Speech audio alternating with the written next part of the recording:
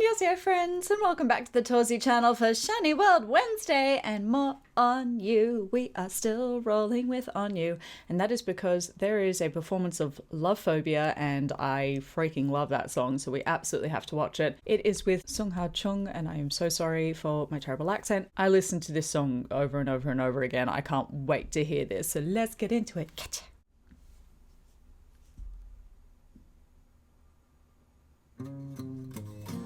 Black coat, white shirt, 탁자 위엔 덮어둔 메시지. 창문 너머 남은 새벽이 오늘을 비출 때 텔레비전 화면 위로 무심하게 쏟아내는 사랑 노래. 어쩌면 I'm not mad and I'm going feeling sad. 이제는 싫어 뻔한 에너지 숨어. 그 얕은 모래는 패 우리라는 약속 설레임에 누군가를 또다시 기대하는 것도 swore I won't lose love. 그래 아직 난 좀 두려운 걸 누군가를 또다시 잃게 되는 걸 lose love. I won't lose love. I don't wanna.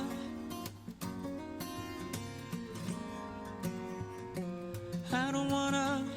Oh, what a guitarist. You, yeah.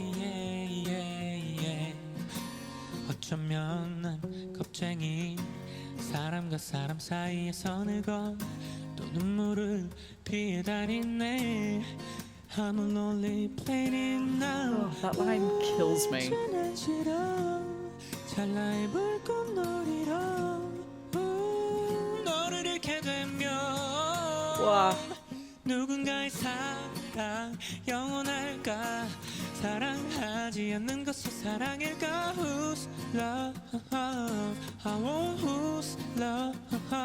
그래 아직 난 좀 두려운 걸 누군가를 또다시 사랑하는 걸 lose love. I won't lose love. I don't wanna.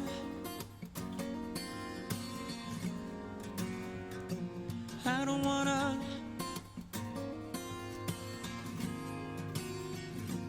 우리라는 약속 설레임 내 누군가를 또다시 기대하는 것도 swore I won't lose love. 그래 아직 난 좀 두려운 걸 누군가를 또다시 잃게 되는 걸 lose love. I won't lose love.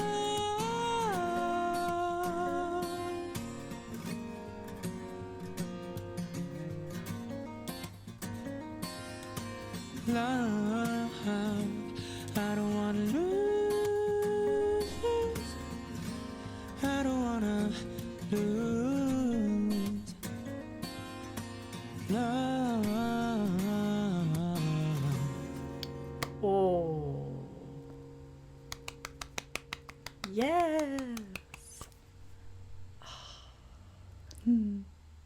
I think it would be so worth watching that over and over and over again and just focusing in on Onew's mouth, because that man has unbelievable technique. The way he is moving his mouth and his tongue in order to create the different sounds. And I don't just mean like, okay, we move our mouths to speak. Singing is just not speaking, and you have to move your mouth differently in order to make certain consonants or vowels last as long as the note, and also to make the song interesting to listen to and beautiful to listen to, instead of it being really very flat and quite monotonous, if not literally monotonous as in one note, monotonous as in one tone of voice and having no dynamics to the song that you're singing. If you've ever found yourself quite bored listening to a song, it's probably because the singer isn't giving any dynamics in their vocals.